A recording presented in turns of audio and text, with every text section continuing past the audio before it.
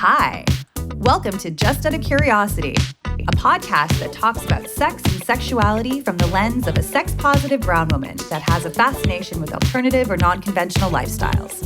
My name is Shelly D, and I am that sex-positive brown woman. Over the course of several episodes, I'm excited to dive into topics that titillate my interests and make me ask my guests questions just out of curiosity. And so, my curiosity today leads to a topic that I've wanted to talk about for a while, as it's something pretty personal to myself, and it must totally be for others. Sex and what can happen when our clothes come off can be a pretty special thing between people, when done consensually. Unfortunately, there are ugly sides to non-consent, and we do not spend a lot of time talking about it. This will be an interesting episode because this is my episode. I've been involved in non-consensual activity and I've spent a lot of time with that shame. No matter how much you can appear to be okay, there's that judgment in the back of your head telling you how you've messed up. And that's the worst part about rape and non-consent. The victim, someone that has had something done to them, is the one blamed when someone non-consensually takes advantage of them. It makes me sick that we still live in this world where we talk less about the attacker and more on how the victim is to be blamed. And instead of living in that shame, I'm choosing to talk about it today. I've brought back Dr. Stephen DeWitt, sexologist, to help navigate this episode with me. And Trigger, we do talk about rape and non-consent and what that could mean for someone that has experienced it. Hello, everybody. I am obviously not Shelly D, but this is Just Out of Curiosity. My name is Stephen DeWitt. I'm a friend of Shelly's, and I'm also a sexologist. And this is a special show that Shelly invited me to be part of and to be kind of the host and co-creator of it. So for you listeners, you're like, why is Stephen here? Because I really want the fun, lovely Shelly, and I got this dude. Shelly, why am I here? You're here because I trust you. You know me. And this is something that I've wanted to talk about. This is a journey that I've been on for so long, and I can't imagine someone else better than to do this with you. And you can also help pull all the stuff out of me if I'm being a little bit restrained or sad or anything at all. I felt like you were the best person, almost the perfect person to do this with me. Also because you allow me to have that safe space. Yeah. Okay, cool. So why, you said you've been on this journey for a long time. Mm-hmm. Why now? Why share? Okay, so I remember when I was trying to figure out what I wanted to do with my life, and I had a conversation with you about, what should I do? What are these things that I think are something very special and unique to me? And I talked about maybe, I floated this podcast idea with you. And there was something that you said to me then about, well, you're going to have to be vulnerable, or you're going to have to show people. And Shelly loves being vulnerable. Yeah, I know. It was scary. And I realized that the scariest thing about it was that I can't have a podcast and talk about sex and sexuality and tell people how cool and awesome and badass I can be if they don't know how bad it could also have been for me. Because I don't think I could have had half of the experience I've had without feeling some of the stuff that I felt, and how I also view people as a result. Like, I know what it's like to feel shame. I know what it's like to have been taken advantage of and someone had take control of something that wasn't theirs. And I felt like one of the main reasons why I want to do this podcast is to talk about it. Okay. And have you ever shared like this in an open forum on Not this level? Public. Okay, well, and then what do you hope, just for me and for the listeners, like, what do you want people to get out of it? What do you want their takeaways or their walkaways to be? There's a couple of things. I want to start, or I would like to normalize conversations about women and sex. And like, we don't talk about rape and non-consent enough, or at least I don't think we talk about it enough from a woman's perspective, or at least from the victim of sexual assault. And I keep hearing a lot of, well, why didn't they go to the hospital? Why didn't they go to the police? Why did they still stay with that person? Why did they, you're trying to understand things. And this was partly the reason why I started talking about at least one of the incidences that have happened in my life, because it was aggravating me. It was just like, there's so much more to rape and sexual assault. And there's this element of trauma that we never talk about. We don't think about it that much, and we put all this onus and this blame on the victim, and we don't actually sit there and think, why did she actually, or why did they actually, what could they, how could we help support them better? Those are the conversations that I feel like we don't have. And it's always like, why did you put yourself into that conversation, into that space? Like when I have talked about one of my rape incidences, the first thing that comes out, and it makes me feel like I'm constantly living in the shame bubble, is like, why were you drinking so much? Maybe if you weren't drunk, maybe this wouldn't have happened. And it's like, well, thanks for telling me that, I maybe someone could not have done something to me if I wasn't drinking. Like that isn't going to solve the problem. That isn't going to help anything. That didn't help me, and I still feel shamed for it. And I shouldn't feel shamed for something that someone did to me without my consent, without me being present for. Like, it's just, it sucks. It sucks, and I don't want to do that. And I also want to stop living in shame, and I don't want other people that have been victimized of sexual assault to live in that shame, because I want us to empower people, whole people that should be more accountable for it, and drive that narrative to a different place. Okay. I think that makes sense. That makes sense to me. Okay. So why don't we start off with what happened to you? Okay, I want to do a disclaimer, because I know that I have a tendency of laughing. Okay. Laughing is my comfort bubble. It is my way of feeling safe amongst myself. Like if I'm very uncomfortable with my feelings and awkward, I laugh to make myself, I guess, ground me, or I don't know. I'm not laughing at the incidents. I'm not laughing at anything. I'm not making fun of anything. It's just my default emotion to make myself not feel in a bad space. So there's two main incidences, and I've talked to some people about one of them. So I'll do that one first, because that one is easier for me to talk about. I'm trying to think of how old I was. I think this must have been about 13, 14 years ago now. So how old were you? What's that math?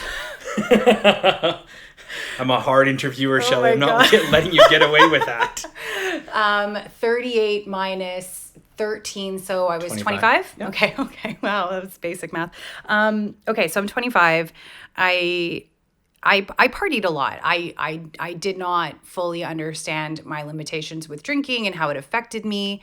But I'd gone to a club for my friend's birthday, and we got bottle service. I probably didn't eat a whole lot, and when I'm making my own drinks, they're really heavy, and so I was pretty intoxicated at some point in the night. But because we had bottle service, and we were in like this couchy area where everyone was like dancing with somewhere else, and so at one point, my friend's girlfriend turned to me and she was like, "Do you want to go walk around the club and like see what's up?" And I was like, "Yeah, let's get some attention." If I'm at a club or at a bar, I don't take drinks from people randomly. Unless I'm at a bar and like the person ordered a drink and the bartender's making it and gives it to me, I don't take drinks from people, especially at that time. I don't know if it's like this now, but drugging women was such a big thing. And I don't know why they call it date rape, because that's also doesn't make sense. It doesn't process in my mind what that actually means. But like I've seen friends getting drugged. We all talked about it. We all knew about it. So it was a very big thing for me. Anyway, so we're walking through the club and we come across some guys and some couches, and they had bottle service and they had drinks and they were giving me a drink, and I'm like, "No, I don't want your drinks." And the girl in front of me, like I had finished my drink that I had. And at one point after, it's a little fuzzy, but from what I remember, the guys asked me for a drink. I said no. And then we walked a little bit forward, and then she turned around to me and gave me her drink, which I thought was her drink. I drank it, and to this day, I don't know what happened. From that point to me coming to on the rooftop patio of that club, there was a rooftop where everyone could smoke, and this is February, so people were smoking outside, and you could go up there. And I know that the bathroom that was up there was closed, but I woke up to someone behind me having sex with me, and In the bathroom. And I was like, what? I was groggy. I had no idea what was happening. But that someone was behind me having sex with me. And shortly after I came to, I guess he finished and he just left. And I was left there just wondering what just happened. How did a guy, like, how did I even get up here? And now someone had their penis inside me, and they did not wear a condom. And I was very, very confused. And I was still drunk, I guess. I don't actually know how I left there, but I managed somehow to find my friends. At some point, my friends were like, where were you? We were trying to look for you. And I was just like, well, I don't know. And then I do remember sitting on a couch waiting for my friends to be ready to go. I did not want to do anything. I remember also feeling incredibly dirty and disgusting, and like just every single negative thing that I could think of being a woman, and every dirty, disgusting thing that could happen to you when you've had sexual intercourse with someone is how I felt. And I sat on that couch and I didn't do anything. And I waited for my friends to drive me home. And luckily, like, someone was driving me home that was a designated driver. And I had to wait very uncomfortably for that moment to happen. And then it was just thoughts that came racing through my head of like the shame. The shame was so real at that moment, because I don't know who does that? Who finds someone who's incredibly intoxicated to take them somewhere, have sex with them, and leave them there without a condom? Like, did they have an STI? Did they have like herpes or HIV or like something? Like, what leads someone to do that? Mm. But the weird part on top of all that was I never thought I was raped at that time. I just started being on birth control. And so somehow I thought that subconsciously that like this notion that I'm on birth control, and that maybe I subconsciously wanted to have random sex with someone. This is how I actually thought. That maybe I wanted to have sex with someone. Like I had that freedom, and maybe I allowed that to happen, and that is what happened, because I was just too drunk to remember exactly what happened during that time. Now, were you drunk or were you drugged? Or do you know? I had... You were definitely drunk, but do you know if there was something in the drink? I don't know if I was drugged. There's no way, though, that I don't think I was drugged, because I do not remember anything. Like, even when I tried to remember, and usually I've had moments where you don't remember, but you always remember something. I remember literally nothing. I never took a test because, again, I never thought I was drugged at the time. Or, I don't know. I don't know what I thought, but I never did anything after that. In terms of like going to the police or going to the hospital or anything like that.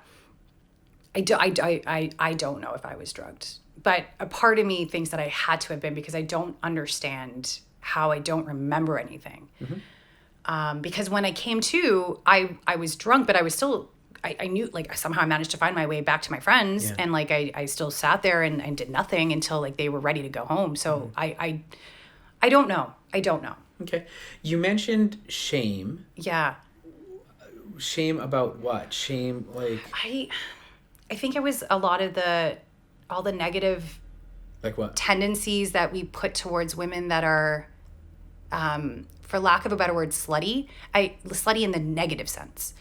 Like I felt like how we view sex workers sometimes. Like just, I don't view sex workers that way, but like I felt exactly how everyone looks at them and treats them and thinks that they're like disgusting and dirty and small and like they can do whatever they want to them, like just being treated like a piece of dirt kind of deal.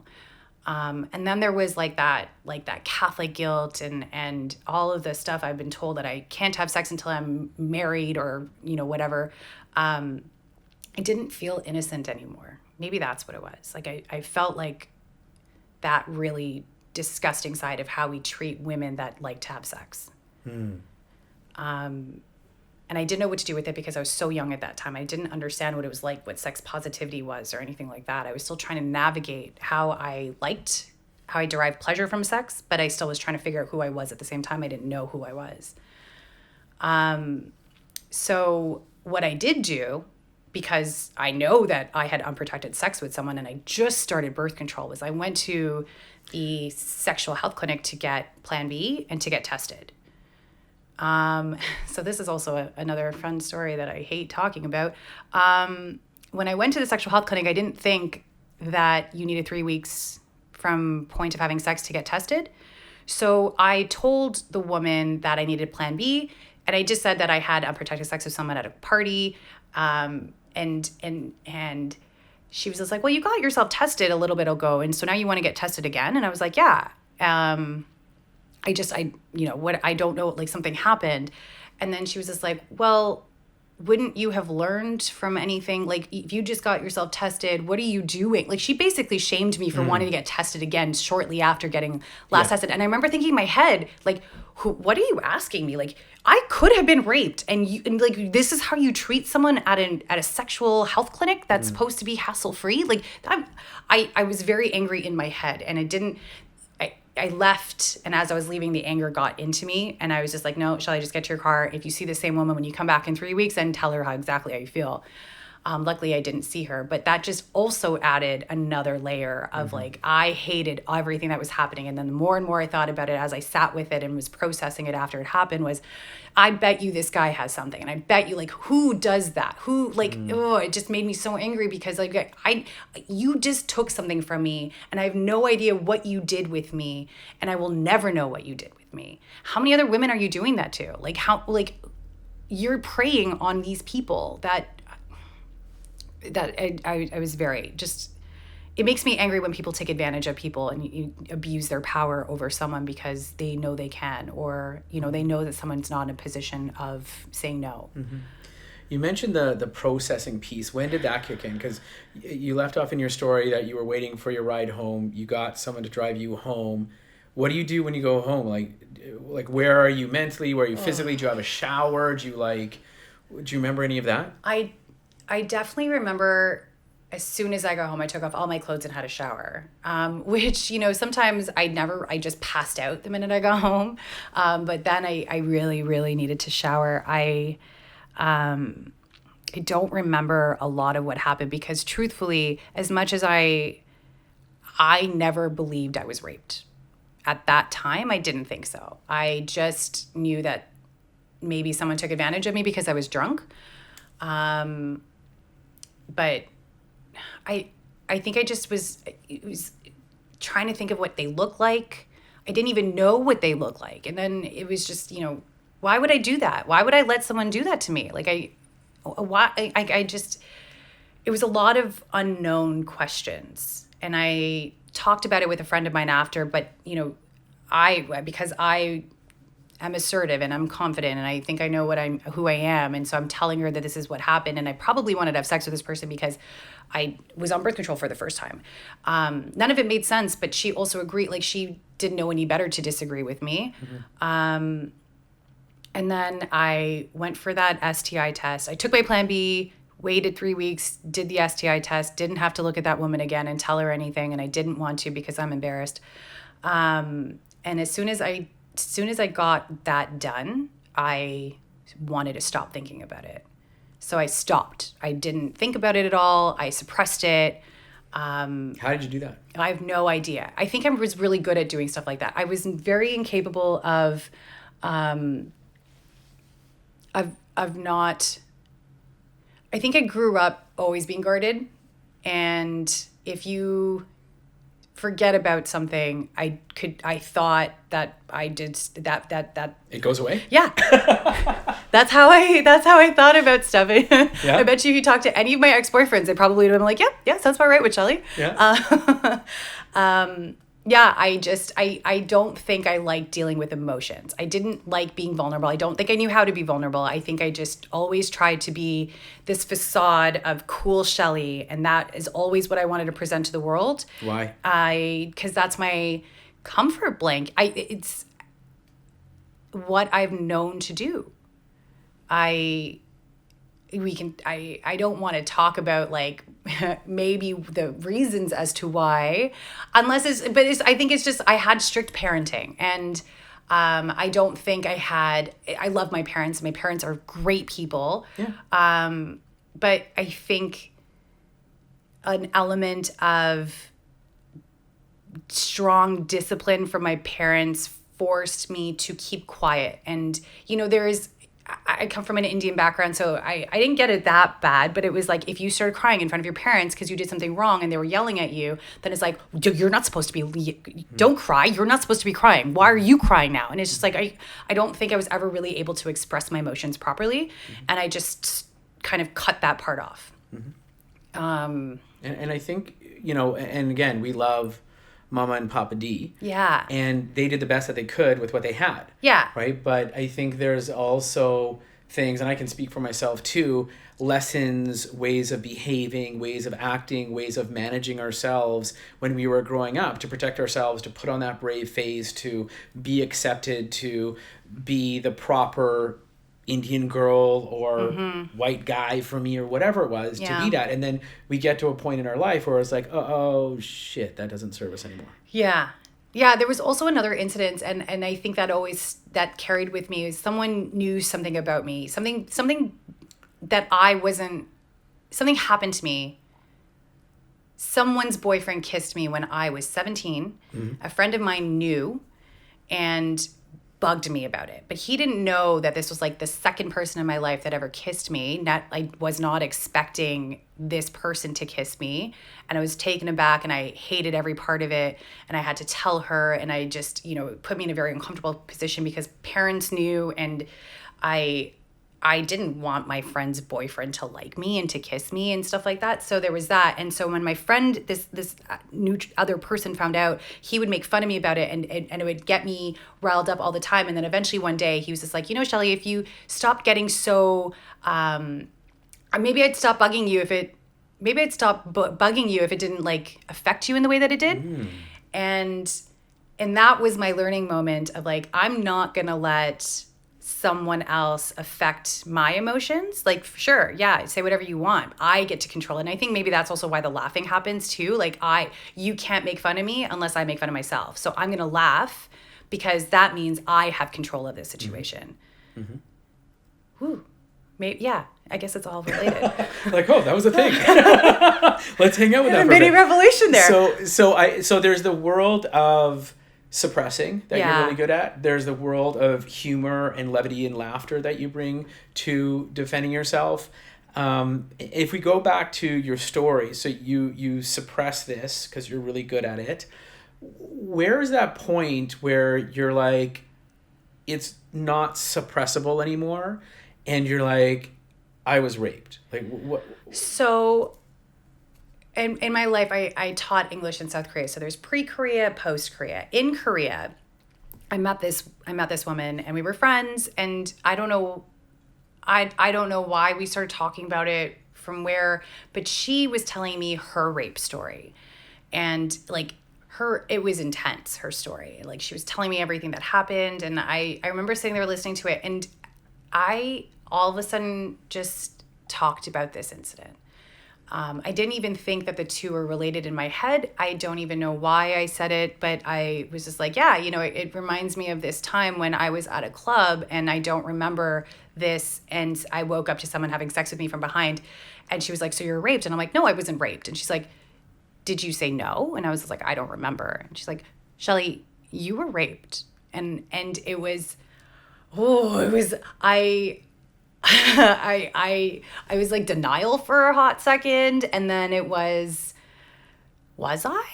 I guess. And that was a blow to my ego, because then I realized it was worse than I thought it was.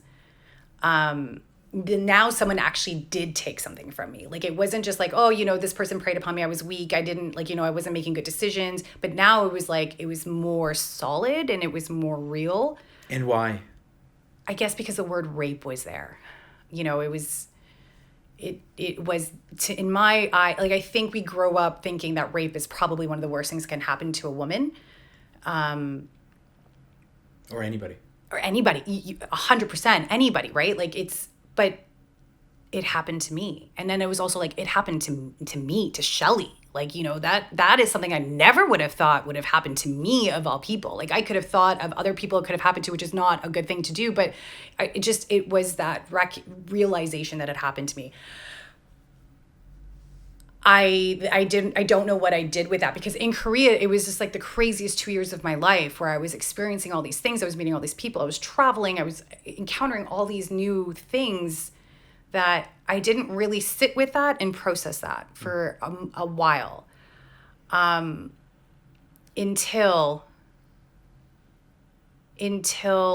like the Jian Gameshi trial. And up to that point, no one had really gone to trial about, there was nothing, we just kind of looked down on women that cried rape, and we never said anything about it. We never did anything. Like, I remember hearing about the R. Kelly stuff back in the day, and it was like, we knew everything that R. Kelly did to those women back in the day, but no one did anything. No one cared. And that was the story. That was how we always viewed things. I didn't want to talk about it. Can you just, what was the Jian Gameshi story? So the Jian Gameshi trial was a number of women that came out against him. So I think, from what I remember, he was into BDSM, and I think the allegations were that there were non-consensual power exchanges between him and other women. There was some stories that were there, but unfortunately, that was one of the first trials. It was the first, if you want to say that was the first Me Too trial, that was the first Me Too trial. And no one knew what to do with that. And he was a high prominent. He was a radio personality. CBC, the show Q. Yeah. Okay. Yeah. And when was that? That was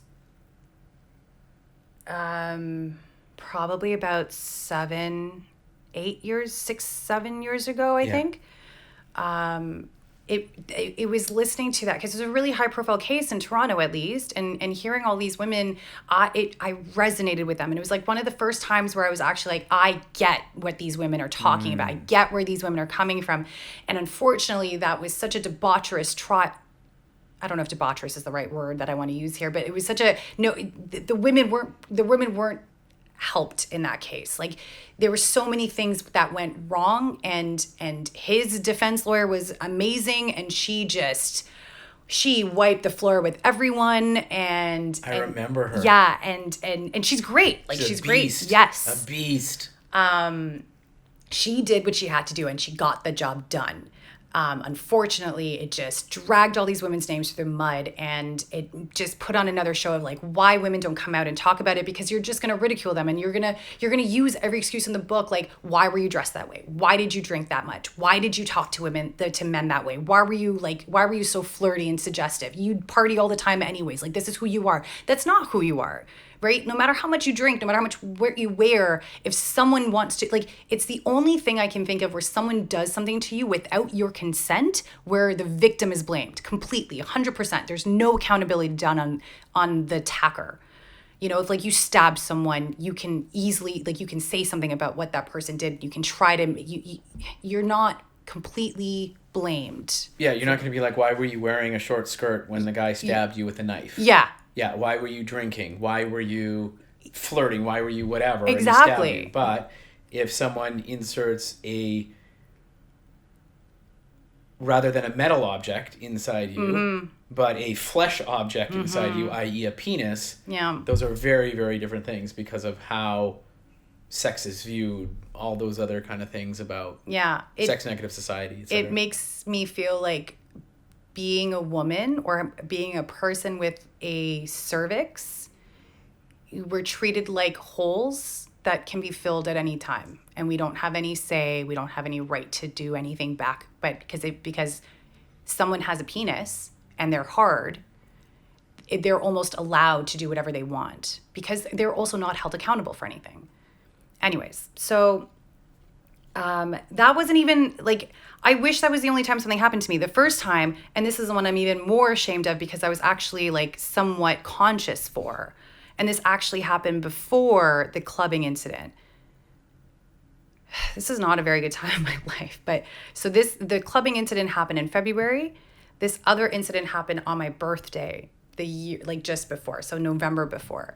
For my birthday, it's a drinking fiasco. Like I drink a lot. Everyone comes out. It's always a big deal. A friend that I thought I trusted, we said that I was gonna meet up. We were gonna go drinking. There was this bar that we loved going to. We were friends. We were platonically friends. There was never any sexual things between us. He was always chasing after other girls. I was always chasing after other guys.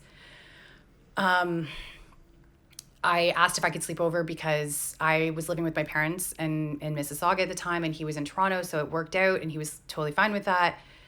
We go to the bar. There's a lot of shots. I get very intoxicated to the point that I'm puking in the bathroom so much. What birthday was this? Your 24th? Well, I think it would be 25. 25? Okay. Yeah. Okay, that's good. Listen, I worked in nightclubs for a long time. Yes. There's a lot of people who come celebrate their birthdays. There's a lot of people that puke. A lot of my friends, I had to carry out, or security escorted my friends out. And the next day they're like, sorry, man. And I'm like, why? And they're like, your security had to escort me out. And I was like, I was managing a nightclub at the time. I was like, oh my God. So I get the whole world of it. Yeah. It happens. So I was puking so much that they had to close the bathroom in order to plug the bathroom because I was puking in it so much. Yeah. Unplug the toilet because you were puking Yeah, so much? yeah. The plunger. They had to like plunge out all the Shelly's puke in the toilet bowl. Oh my God, that's a great memory. It is. I wish that was the only memory from that night. So I am very intoxicated. I'm very weak at the end of the night. Like I spend so much time puking in the bathroom. And so when I get back to my friend's place, I had every intention of sleeping on his couch, but I just like crawled into his bed. Like, I don't even think I changed my clothes. I think there was like still puke in my hair. Like I was just so done with the night. I wanted it to end. So I crawl into like the corner of his bed and I'm just like, I'm going to go to bed. I'll see you in the morning. And at some point I wake up to him on top of me, and I don't know if he was kissing me. I just know he was on top of me, and I can taste the puke in my mouth. Like I still feel like my stomach is so sore from puking, and he's just like, come on, Shelly, like, come on. I just want to do something. Like, yo, what are you doing? Like, it was just like, what? No, get off of me. And he wouldn't get off. And I was so weak, and I was so like, I was still intoxicated, and I was tired, and I kept saying, I kept saying, I don't want to do this. Don't do this. Like, I know. But he was more in control than I could have been. And it was getting to the point where I wish that I could have just got up and left. But I don't even think I had enough energy to get up and leave. And I knew that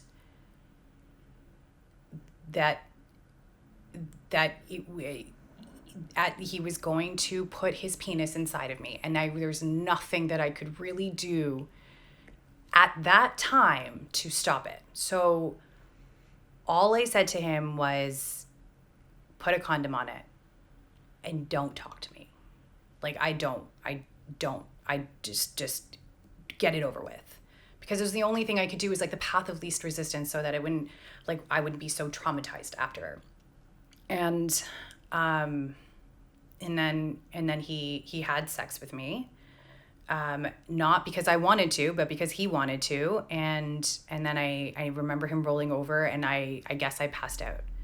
I don't remember what happened the next day. Again, like, it's just like, I didn't go to the police, I didn't go to the hospital, I didn't really say anything to him because I didn't even know what to say, but I know I left the minute I could. And the only thing that I could do as a result of that, like, I got really angry with him because he was someone that I thought I could trust. I had a conversation with him. He's a shitty person, because I, like, even the response, I'm remembering the response from talking to him, but I was just like, you're not doing that ever again to me. Like, this is, that is not happening. Like, I don't know where that came from, but you are never touching me in that way again. I never want to be in that position. And I knew I was never going to sleep over at his place. And he was like, the way he reacted was just like, well, you know, you were there, and I was horny. And so, like, yeah, sure, that will never happen again, because he was such a dick about it. He was just like, he didn't care. He didn't realize what he'd actually done. But the fact that he justified it by saying that, like, oh, I'm not used to having a girl in my bed, and here you were, and I thought that, like, you know, whatever, it could happen. He's a shitty person. That was, like, my big takeaway from that. Like, that's how you treat people, that's how you talk to people, and I'm here telling you that I'm upset and you shouldn't have done that, and your response was, well, yeah, it probably won't happen again anyways. Like, that if I thought I suppressed the rape, or the rape from the club, I suppressed it that moment, because that was someone that I knew. It took away the joy of, like, my birthday. You know, I know that I got really drunk and I was puking in the bathroom all night, but, like, it just took away the fun of everything else that happened. And I never processed that. I didn't know how to process that. So what did you do? Absolutely nothing. Okay. I did what Shelley did best. And did you see that person again, like in the okay, group so you of friends? You want to know the weird? Yeah, I want to know the weird. God. So I went to Korea and I came back.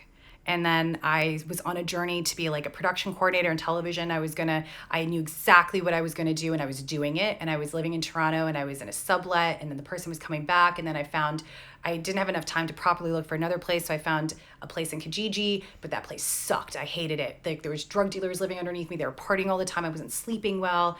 And then my friend, I'm calling him my friend at this moment. I don't want to refer to his name. He's dead to me, but, The perpetrator. The perpetrator, sure. He asked me if I wanted to live with him, because his roommate was moving out, and he knew that we would be really good roommates. Like, if I would call him out on his stuff, and he would call me out on mine. And I said, yeah.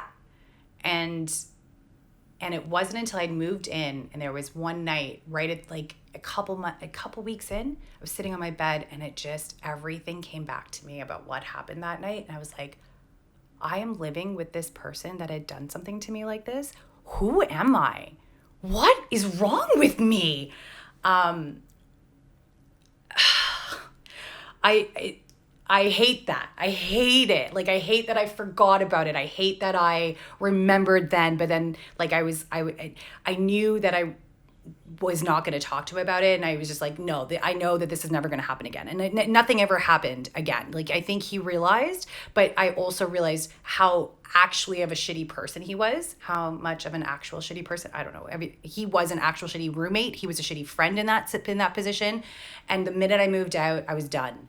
I have not talked to him since. I do not want to talk to him. I do not care about him. But yeah, it's weird how your memory, like, we talk about things so black and white, and it's just like, well, you should do this and you should do that. But, like, I did not remember anything. And it was so weird. And I was friends with him. Like, when I came back from Korea, I hung out with him, and it was just like, I completely forgot. I forgot. Because all this stuff happened. Like, when I tell you that those 2 years were crazy, there was so much stuff that happened to me. So many good things that happened to me. Like, so many positive sexual experiences. So many like great friends that I met, so many things that like it just took over everything in my brain that I didn't remember everything that came back. To be fair, when I came back, I didn't even remember that I interned, where I interned, what I interned doing. I didn't remember even getting my teaching English certificate. Like there were so many things that I actually kind of forgot, but I think I compartmentalized a whole bunch of things to forget. And that's how it ended up happening. I don't like that experience because a friend did it to me and I should have known better. And also, I feel like I almost allowed it to happen because I told him to put a condom on. It's all those things. Like, to an extent, I feel like the club incident, it happened in the best way possible because I wasn't conscious for the actual act of penetration. Like I didn't know what it was like to struggle. I didn't feel that. I didn't know what it was. And so it felt like it was almost like a protection that I woke up afterwards. Like you feel disgusting after it happened, but I didn't have to think about that trauma. Yeah, there's a level of like not being responsible because you weren't conscious. But what I could hear in the second incident with your friend in his bed, there, when you said put a condom on, there's a level of like, well, like it could have been inferred as consent, or it could have been, even though it wasn't. Like I totally get it. You said no multiple times ahead of time. I still feel like it is. You still feel like what is? Like it's of active consent. Yeah. I don't like it. I mean, I've talked about it with my therapist, but even she was saying like you were doing what you could to protect yourself. Yeah, and you were in survival mode. You're in survival mode. It's like, hey, if this is going to happen, how do I have it have less impact on me as far as like STIs or pregnancy or whatever? I don't know if you were on the pill at that time or not. It's like, hey, how do I mitigate things? I don't have the physical ability to move, to leave. I've told him, you go through these processes of like, how do I stop this? How do I end this? How do I defend myself? And then you're at a point where it's like, okay, how do I reduce the risk or reduce the impact on me? I don't think that people look at it that way. And I think that's why I've lived with that shame of that specific incident, because I'm always so worried about what people think about me, and that people pleaser in me is just like, is it a people pleaser trait? I don't know, but it's, I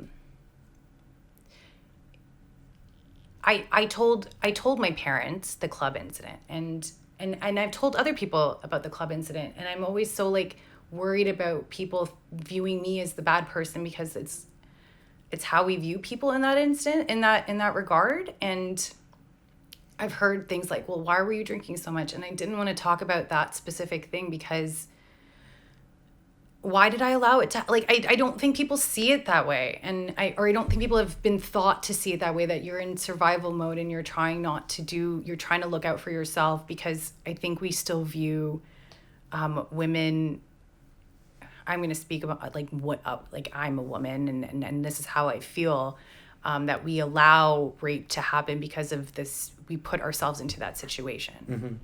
It's interesting to hear. It's almost like you're sharing the most horrific sexual experiences that you've had in your life. Yeah. But you've had amazing sexual experiences. Yeah. In your life. But isn't it fascinating that the lowest level, the lowest bar that people look at sex with is like, oh yeah, well, you told him to put a condom on after he's on top of you and he's not listening to you say no. There's some validity to that, or people will, like you said, people will see that and have some like, oh, that's a form of consent, versus the amazing sex that you've had, which looks nothing like that. Yeah. But the lowest bar that people look at sex by or judge people by is like, oh, you said that. And I was like, no, that's the fucking farthest thing. That's like comparing like apples and like Toyota trucks, right? But it's like no, this isn't okay. Yeah. This isn't, and for me, I get worked up about this stuff because it's like, it's looking at consent as, or inferred or imply whatever kind of BS, these people could look at that situation on, versus something that's co-created, right? When you co-create sex and you Yeah. have an amazing partner and it's this beautiful energy and you're both on the same page and you're bouncing ideas back and it's like fun and it's kinky or whatever Yeah. it is for you, it's a beautiful thing. Versus like this guy being like, can I, and you're like, no, no, no. And he's like, can I, and you're like, got puke in your fucking hair and you're exhausted. You know, that exhaustion that you have after you've like vomited however many times, Yes. like your body's essentially non-functioning and then you're like, okay, put a condom on. Yeah. And I feel like that somehow will be how I'm viewed as in all of the sexual experiences that I've ever had. What? So this is a interesting question. Okay. If you didn't tell him to put a condom on, would it have made a difference? I don't know what would have happened. I mean, no, yes, it would have made a huge difference because, I mean, if he was going to have sex with me regardless, then he would have had sex with me without a condom on, and that would have made me feel even more disgusting. Yes. And would it have made you feel better because you didn't tell him to put a condom on? Like that weird implied permission? Yeah. I get it's a weird question. It is. It's like nuanced on both sides of it. It is because, yeah, I said put a condom. Maybe that is part of it because me saying put a condom on means okay. But also, if he didn't put a condom on, it would have been way worse for me. Yeah, I was working with a path of least resistance. And can you... Like, I is there an element of forgiveness or acceptance or, like, loving yourself or giving yourself permission to be who you were and saying that in that moment? I had a whole therapy session about all of this. And yes, yeah, there's being more forgiving of myself because I was doing the best that I could in those situations. And I have to constantly remind myself of that. And also remind myself that I shouldn't view myself at the worst. And I shouldn't judge myself and shouldn't always think of myself in that worst spot because I am still a very sexual being and I still have had a lot of sex after that and before that was better. And now at this point, after I feel like I processed it a lot, I'm having the best sex that I can have. And I can never forget that those things have happened. I can forgive myself for being in that situation. And what I would like to do going forward is I want to create a space where it's okay to talk about these things and it's okay for these conversations to be had more often so that we don't let victims of rape live in that shame and allow them to, like, there's goods and bads with everything, right? Like, you get into a car accident, it doesn't mean you're never going to drive again. You get into a bike accident, it doesn't mean you're never going to bike again. You learn from your mistakes. And unfortunately, in this case, someone takes something away from you and it's more physical and aggressive and it can have a little bit more trauma, but it doesn't mean that you should stop having sex. And it shouldn't mean that women should be viewed negatively or people that have been sexually assaulted be blamed for it so much. I've had to have conversations about it in order to make me feel better about myself. Mm-hmm. And also by talking about it, I've heard people tell me their stories. Mm-hmm. And then it's like a community then. Where did you experience blame? Because, I heard the, like, internal conversations of blaming yourself and, like, that process of going through that. Yeah. But, like... What did you have conversations with people and they blamed you for that? Like, how did that show up, or did it show up? I don't know if anyone blamed me per se. Did I get blamed for it? But you had people like ask you questions like, "Why did you get so drunk?" Or and in that vein of questioning. That's the blame, right? Yeah. again, I always kept my mouth shut about all these things. And I only started talking about it when I would hear people talk about rape cases, like public rape cases, like the Giangameshi, Harvey Weinstein, Bill Cosby stuff. And then I would hear a lot of that conversation go from like, well, they should have gone to the police. They should have gotten themselves tested. They should have not gone back to him. Like, why would they go back to him? And you hear all these things, and it's just like, they think they make it look like women are stupid. And they forget how trauma manifests when something like that happens. And so that's what made me start talking about it more, because it's just like, well, I hope you don't view me as that stupid person, but this is what happened to me. I didn't even consider it rape at the beginning. Like, this is what we do when we don't talk about anything, and like we're forced to figure this out for ourselves. So the blame was more like how I saw people judge everyone else. And it was the reason why I didn't want to talk about it, because I didn't want to be judged in that way. Now, I have said things to people. It's the judgments that you get leading up to me saying something, and I don't think I've ever heard them say it after. I don't know if they say it to other people after, but that it's comments like that. I don't think anyone has ever said that to me specifically, but except for like well, why did you have to drink so much? Or like, why weren't you with your friends? And all these other things. I think the blame that I put on myself was from the comments that I heard other people make about it. Yeah, the internalized. Yeah. Yeah. It's interesting when you said that piece about how trauma manifests itself, and it manifests itself in different people in different ways. Yeah. Right? So then you have this cross-section of the population be like, well, Sarah and Betty and Sandeep, they went to the police after this happened. Yeah. Like, why didn't you? Like, there's like a quote unquote best practice on paper. Yes. That like, why didn't you follow all the checklists? And really, you're in a traumatic state and trying to cope and trying to manage that in a way that I think generally people don't understand. One, they haven't experienced it. And two, because trauma manifests itself in different ways in different people. So it's not an across the board thing. It's interesting. You walk down the street and someone comes up and hits you. You'd be like, oh, I'm going to file a police report. I'm going to do this. I'm going to like go through this stuff. Right. But because there is so much of that internalized judgment, that internalized blame, that internalized stigma associated with it, and then the trauma that kicks in, it can be paralyzing, and you don't do anything, and you're not aware of it. Yeah. Until external things happen, like you said, the different cases. Oh, and then you see the victims, and then you're like, oh, those are my people. Like, I see them, they see me. Like, yeah. I've experienced this. And then be able to... Can I cut you off for a second? Yeah, please.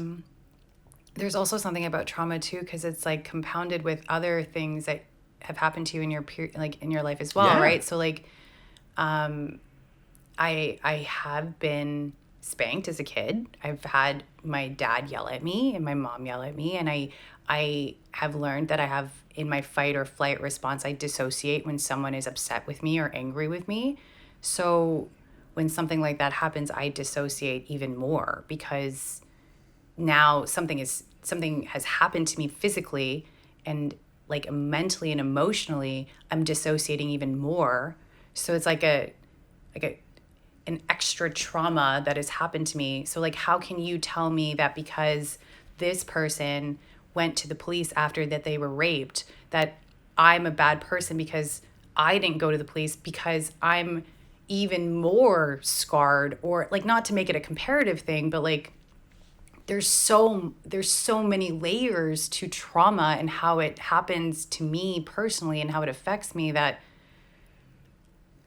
why are you going to tell me that I should have gone to like, I know all the things I should have done, but there are so many other reasons why you don't want to go to the police and the hospital. Like, I don't want to talk about it with everyone. I don't want to keep reliving it over and over again. And I don't want you to not believe me for saying things. And like, as a woman too, when you're when you're being talked to by say it's a man who's talking to me about this, you already feel so small and so little as a person, because someone,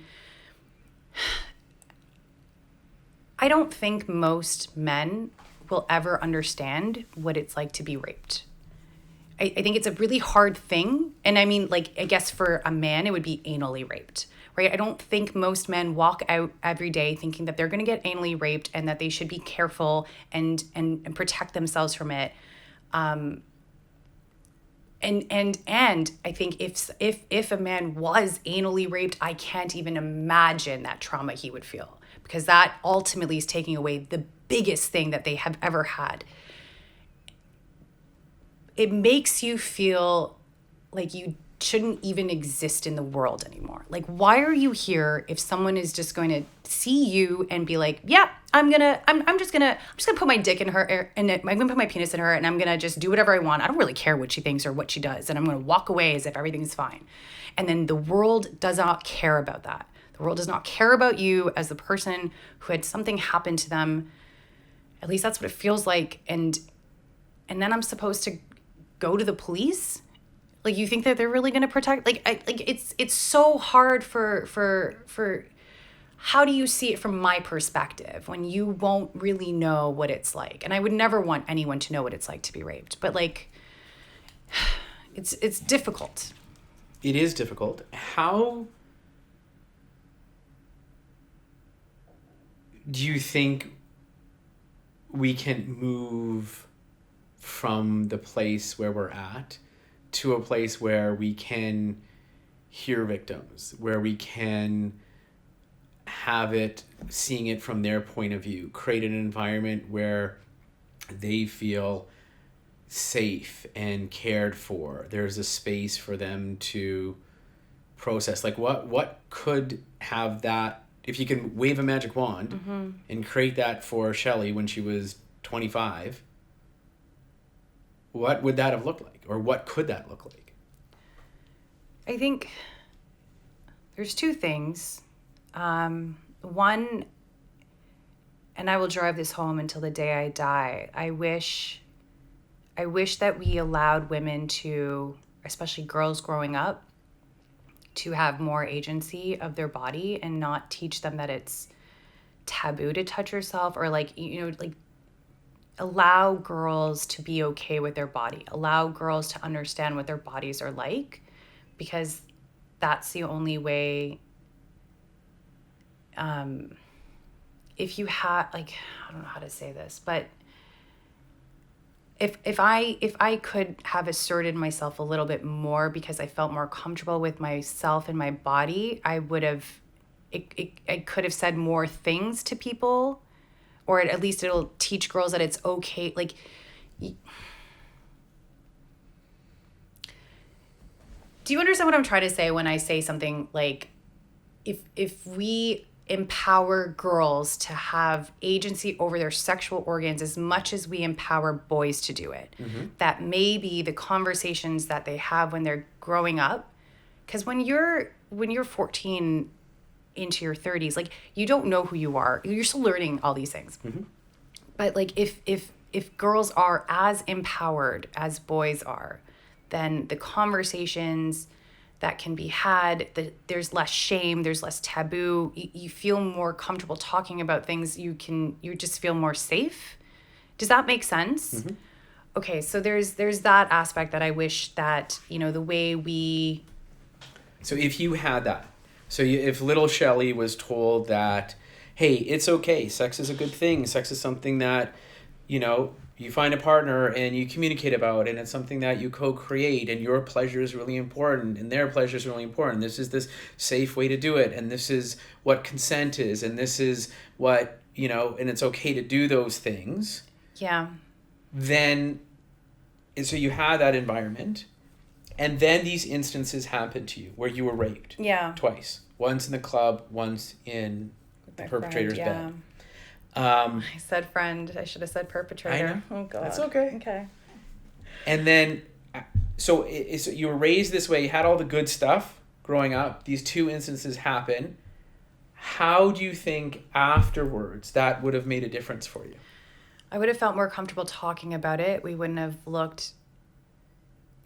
If I didn't feel so looked down on because women are not allowed to be sexual beings and women are not allowed. So if you didn't have that internalized shame. Yes, I would have felt more. So you would have talked to whom? To how? What would that look like? I don't know. I mean, how would I know? But I think I would have. I would have spoken more about it. And So you wouldn't have suppressed it? I don't think so. Okay.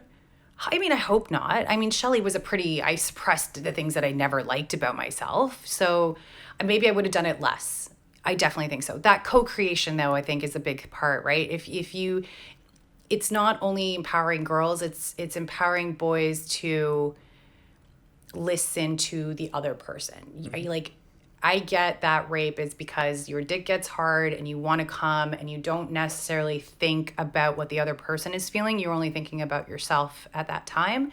That if you looked at it from a co-creation point of view, maybe you might actually listen to when a woman says no. You might actually be like, okay, maybe I'll just jerk off then. Like, I guess that will be where I go next. Or like, if you don't want to have sex with me, is there anything else you want to do with me? Oh, baby, you made me so hard. Like, you hear that all the time. So like, sure, if I say no, I don't want to have sex with you, then they can be like, well, would you want to just like make out a little bit more and maybe do like foreplay instead? Like, you could have a conversation, like, maybe what else could we do? And if not, maybe I will just go jerk off in the corner, and that's okay. Like, it's listening to, it's the act. I just want to be heard. I want someone to, if I say no, please listen and try to work with me on something else that you want instead. Just because I don't, like, you want it and I don't want it, it doesn't have to be sex. Maybe it could be something else. But yeah, we'd said this before, but it's like, you're not in a scarcity mode. You have the ability, like, you realize that just because I'm saying no, it doesn't mean that you'll never get it again. Like, you can get it. Like, I'm pretty sure there's so many people out there, like, if I say no, you can go find another girl tomorrow, but you don't have to push it on her. You can ask her for it. And vice versa. I mean, there's probably times where I have forced guys to do something where they weren't necessarily in the mood to do as well, but like, you listen more as opposed to act more. And then the second thing that I wish could happen is that we look at it more from a female, I'm saying female perspective, but I guess maybe looking at it from the victim's perspective of rape. Like, I don't think I really hear much when it comes to rape cases of what trauma looks like in victims. And it's not a like black and white type thing. It could be different, and maybe there are different ways that we look at it and we view it. We put more accountability on attackers and listen more instead of shaming them. It's the shaming, the slut shaming, the rape culture is so prevalent everywhere in society. Like, it's just, we don't do more for victims, I think. And so doing more for victims, looking at it from their point of view. And I think the thing that I'm pulling out is a deeper understanding and appreciation of trauma and the different forms that it can manifest in different people. Yeah. And so not having an expectation for Shelley to operate like when she's 100% in what she would do. And like you said, someone hits you when you walk down the street, you're like, okay, I got to report this. This is the description. This is whatever. Versus Shelley in a traumatized state and, all the other kind of comorbidities that helped create this wonderful suppression machine that you were, right? To compartmentalize and put that away. And giving victims permission to be however they are, and have the support structures, right? The primary care providers trained in a way to meet those victims where they're at, rather than expecting them to meet some gold star of like what you're supposed to do as a victim. Yeah. Or like mandatory counseling if you've been raped, as opposed to a police statement. I don't know if that could actually, that's just like my ideal world, is like yeah, and I think, processing that trauma, I guess. The word that's scary is like mandatory. At that point, you don't want anything true. mandatory, right? Fair. I know, from the individuals that I've talked to, that there is, at least in Toronto, there is counseling made available to people who are victims. But I think where there's a difference between the primary care providers, the first line responders who deal with victims. And then, and listen, there can always be learning and growth in those areas, but those people do amazing work and continue to do amazing work, and there can be more learning there. But I think when we also talk about the society at large and how they view sex, how they view consent, how they view rape, how they view victims, how they view perpetrators, and some of the things that I've heard you say, like, he was a friend of mine. He was a great person. He was, we had tons of fun together. We went out and partied. He was like in 98% of his life, he's, operates, but there's 2% where you he's a shitty person. Yeah. And then, but people be like, but look at the 98%. He's such a great guy, and he was in the Glee Club. Is that what I'm trying to say? He was played football, and he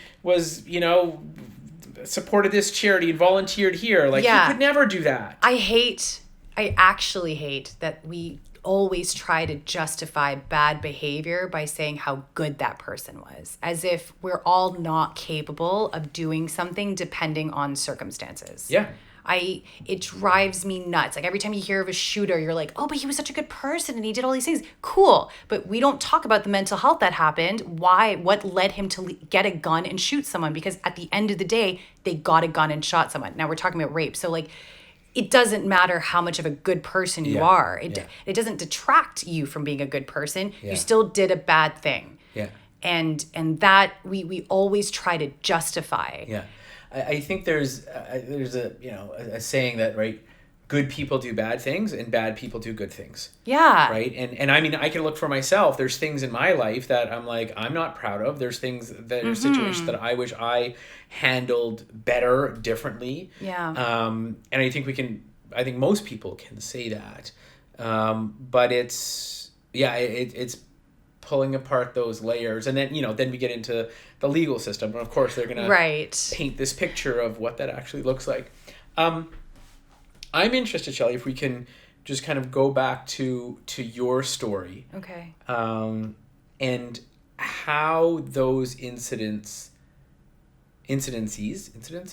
have impacted you, after that point where it's maybe in relationships or with sex, or how did that shape the rest of your journey?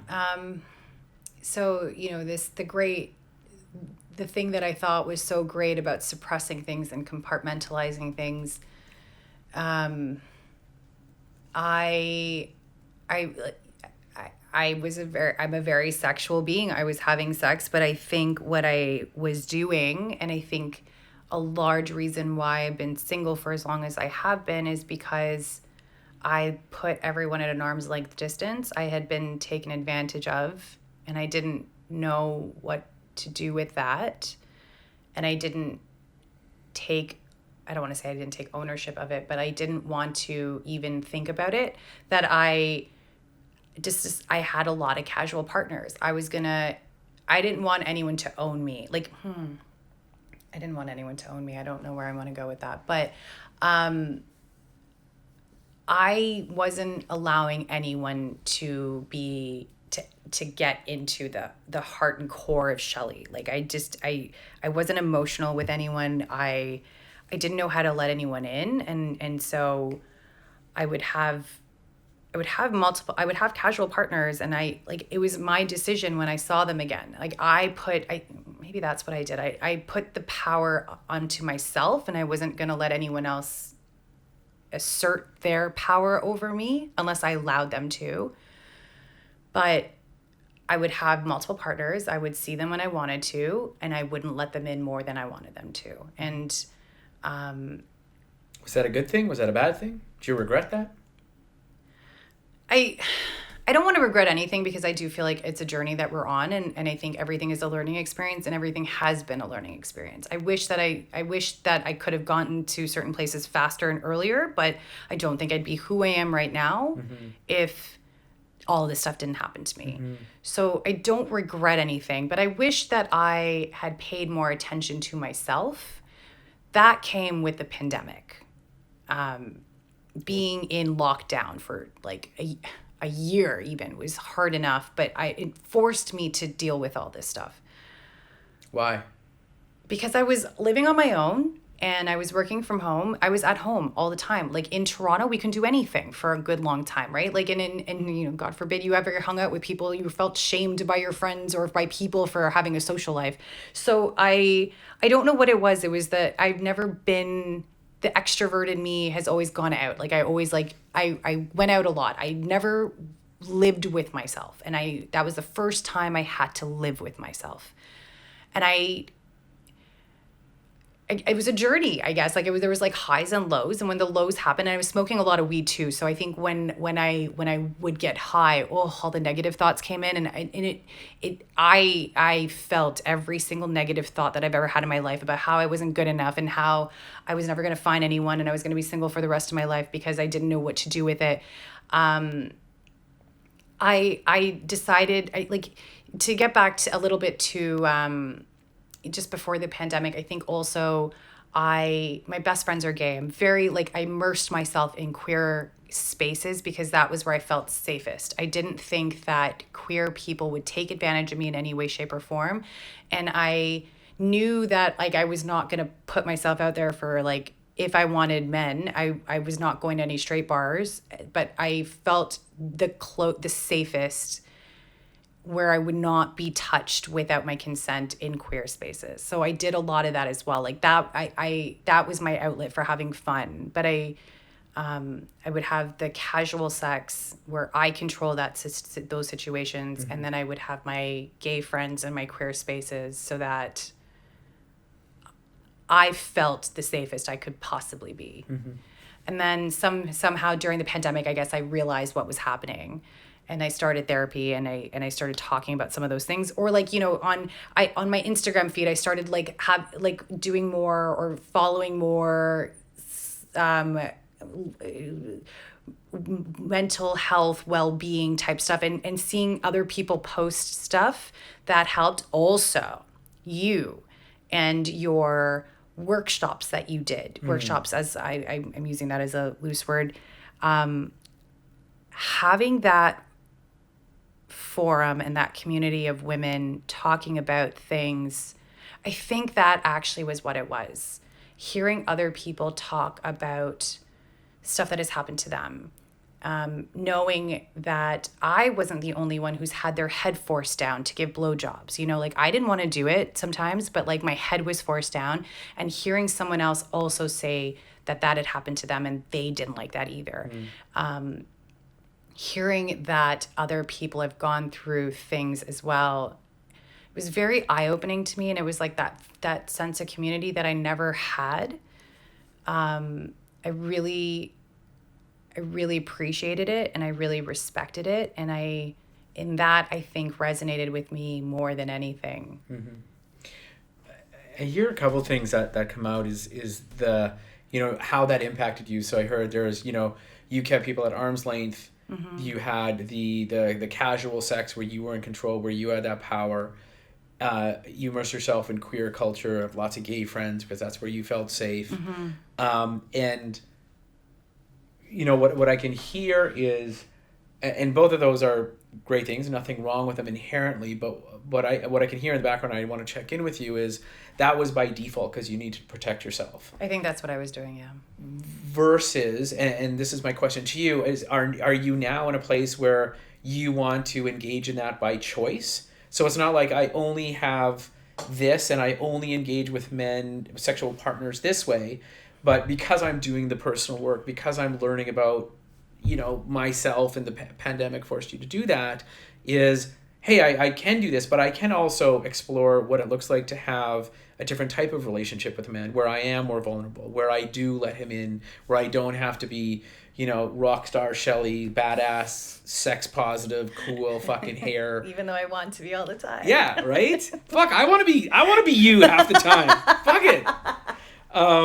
But is that the place where you're at now, where it's like, hey, I love my queer peeps, I love, connecting with people sexually and having power there, but I'm now open to exploring what other types of connections, what other type of relationships, or even what other type of communities that I feel comfortable with, I feel safe in, and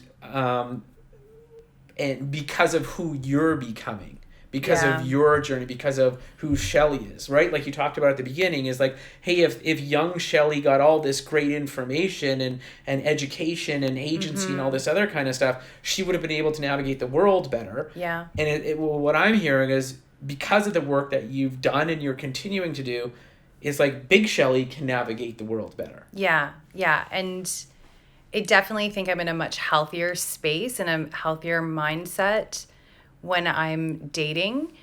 I've had a more forgiving relationship with my sexual organs. Well, tell me more. Why were you what's wrong with your Well, sexual organs? I think to an extent, having casual sex was a way to give me what I needed, but not really let anyone in. So I understand that, but like you said, you have better relationship with your sexual organs. Oh. So why are you yelling at your pussy and getting mad at them? Like why are you doing that? I mean, I didn't mean it that way. Well, that's the way I took it. Why don't you talk nice to them? I think I just have a more no, I don't yell at her. I mean, Okay. I think sometimes she yells at me, but I think in general how I view sex and that aspect of it. Maybe that's more what I was trying to say when I'm being a healthier relationship with my sexual organs, is that it's not, I don't have to use them. I want to co-create with someone, and it's not just like, okay, wham, bam, thank you. Like, okay, I'm going to see you later. Like, bye. I don't want to talk to you about anything. It's more of a, like, how do I let someone really into me, and how do I allow them to be a part of my most vulnerable state So with what does my that look clothes like off? to you? It's a lot more, it's just being kinder to myself. It's being, I don't know how to actually answer that question. I think in general, I've just had to learn to be nicer to myself in all these things, in all these ways. I think I've just always so used to having this hard exterior, and I think that hard exterior was always trying to protect me from not being hurt. But I also I've found that by talking about this has made me feel better. And I also would love to be that person with my friends' kids and my friends in general. Like, I would, if you ever had anything to say, if you felt uncomfortable about anything, like, you can come and talk to me. I will be your safe space. I will always be someone's safe space, because I know what it's like to not have that. And I've seen how that has manifested in me in a negative way, and I don't want anyone else to feel that way. And so it's like, there's that saying, hurt people, but healthy people, how do I change this now for my story? Like, healthy people make more healthier people, or like healthy people Help people. Yeah. Yeah, healthy people help people. And that has also helped me too. And in general, like with relationships and dating, which I'm trying to be more of a relationship type person that allows someone in, it's also being able to talk about this stuff. Okay. So when you say Shelley is trying to be more of a relationship type person, and by relationship, what do you mean? Because there's lots of different relationships, which is so... I would like to find I feel like I'm so cool and so badass and awesome. Like, how could I not have a person that would love that too? So I would love to find that. And I want someone to support me and do and be... So is this like a primary partner you're talking about? Sure. Okay. And like, is like a monogamy? Like, is that a I don't know. I mean, we can always... I'm never really fixated on certain things. I only know what monogamy looks like for me because I've been in monogamous relationships. If that meant polyamorous or that meant introducing more people with the both of us, I'm not against it, but it would be something that I would actually have a conversation about with someone and talk about those things. And what does Shelley without the hard exterior? Like what does a soft exterior Shelley look like? And I know you're like, I'm struggling with this question. So maybe if you like think about somebody else, maybe someone else in your life that has a soft exterior, or like other, I don't know, people in relationships, could be real life, could be people on TV, and be like, yeah, I want to be more like her, or like that level of intimacy or vulnerability. Like, what does that look like? I think my goal right now is to be as authentic to myself as possible. I don't want to compare myself to anyone. I think everyone is different. So all that I'm hoping to do is be able to express myself fully. Like if there's anything holding me back, I want to say it. I think ultimately what I look like right now without my hard exterior is a little girl. Like a little girl that's just trying to grow up in a world that's not going to rob her of her innocence. But like I'm still a little girl that just needs someone, like I need healthy protection. But that ability to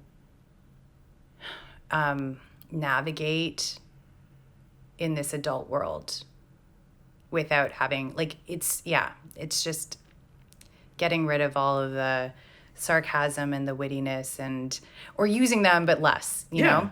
Yeah, having choice in that. It's not your default for protection. Yeah, if I'm like, sad, hey, I actually this. tell people I'm sad, which I don't do very often, but I'm trying to do more. It's just letting people in small ways, because it's all baby steps with me. But yeah, it's just trying to reach out to people. I have great people in my life. Like I'm very aware of how awesome the people in my life are. I want what someone said something to me. It's just like if you're happy, like if you feel happy about something, you tell your friends everything. So why don't you tell your friends when you're sad about everything? Like like if your friend is sad and they come to you upset about something, like yeah, if something happened to you and you came to me and you were crying, if you were crying, and you came to me, I cry. It's cool. Yeah, it's true. I don't think I've ever seen you cry though. Yeah, maybe not. But like if you were sad and you needed help, I would drop everything to help you. Why would I not think my friends would do the same for me? I have to remind myself of that. Like what I would do for my friends, I should I would hope my friends would do for me, and I'm trying in my most authentic self to ask for help when I need it, or just start letting people know when I'm sad. Because a lot of people, when I tell them I have depression or I've had low moods or anxiety, they just look at me, they're like, no, you? And I'm like, yeah, I have it too. Yeah. You forget about the people that are the most extroverted are dealing with some of the worst stuff, you know? And so that's all I can try to do in this new, enlightened, empowered Shelley. Let people see the little Shelley? Yeah. Yeah. She's been hurt so much, though. Yeah. And I think there's, there's two things. And I can think about, my own journey and like little Steven. I think we all have a little version of ourselves, or a younger version of ourselves. And as we grow up, we also grow layers. Yeah. Of protection from things that have happened in our lives. And then that can actually prevent us from having the type of connections or the type of intimacy or the type of relationships that we want across the board, not just sexual partners or life partners. And then there's like a process, and I'm going through it, and I can hear you going through it, of actually taking down those layers, because they actually prevent us from having what we want. Yeah. Oh my God. And then, so there's that piece of that external, but then there's also what you said and what stuck in my head, and I don't want to step over it, is, why, if my friends are going to accept me at my happiest, like, why wouldn't I share my sadness? Why wouldn't I believe that they would like love and accept me just the way I am? And what I can hear is, for me at least, that when I love and accept myself for who I am, then I'm more willing to believe that others will love and accept me. Yeah. So, Is that what you mean when you're like being kinder to myself, being more authentic? Is there an element of like self-love and self-acceptance that is there for you in there, therefore you can be more authentic? I don't know. I'm just throwing it out there. I feel like I'm getting a therapy session right now. I'm just asking the question. I think you have to. How can you ask for people to love you if you don't love yourself? Does Shelley love herself? Yeah. I think I do. I know I do. I don't like some of the choices I made, but I think I worry so much about what people think about me more that I'm trying not to do that as much. Because what do I, like, really, at the end of the day, what do I care what anyone says about me? No, I care a lot about that. I'm sorry. But I'm trying not to let it affect me so much. And when that stops happening, you can be happier with yourself because you're not focusing so much on what everyone else is saying. You can just focus on you. And I found that being present in the moment is the best thing that I can do for myself because I cannot control what anyone else says or does or thinks, clearly, because it's happened to me.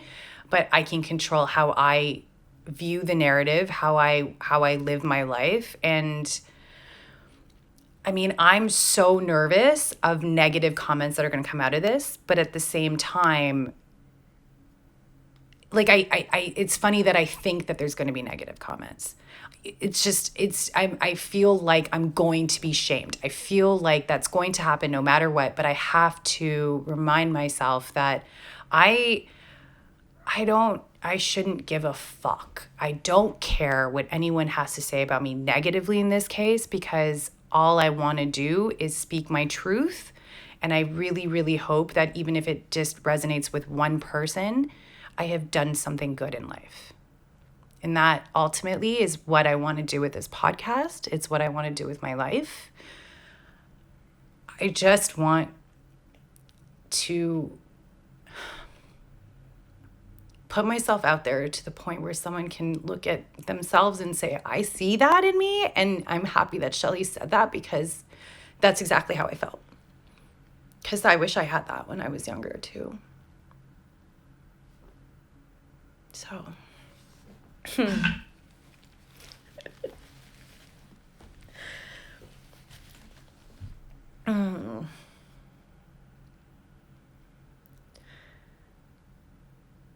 So yeah, just out of curiosity. With Shelley D. Yeah.